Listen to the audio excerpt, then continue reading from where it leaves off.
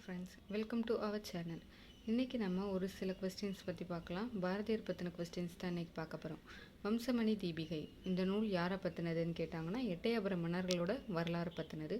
இந்த நூலை வெளியிட்டவங்க கவிகேசரி சாமி தீட்சிதர். மறுபதிப்பு வெளியிட்டவர் இளசை மணி. சூப்பர். நெக்ஸ்ட் பார்க்கலாம். பரளி சு நெல்லையப்பர். பரளி என்ற பெயரோடு அழைக்கப்படுபவர் யார்? நெல்லையப்பர்.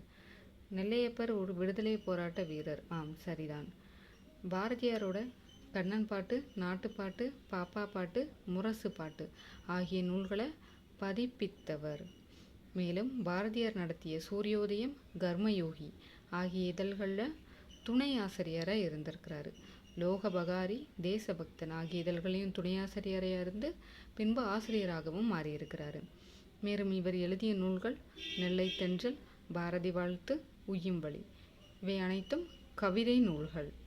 மேலும் ப.உ. சிதம்பரனாரின் வாழ்க்கை வரலாறு பற்றிய நூல்களையும் எழுதியுள்ளார். பாரதியாருடைய லெட்டர்ஸ் எல்லாம் தொகுத்து வெளியிட்டவங்க யாருன்னு கேட்டிங்கன்னா ர. பத்மநாபன். இந்த கொஸ்டின் அடிக்கடி கேட்டிருக்கிறாங்க, பார்த்து வச்சுக்கோங்க. ஃப்ரெண்டு தான் நெல்லையப்பர்.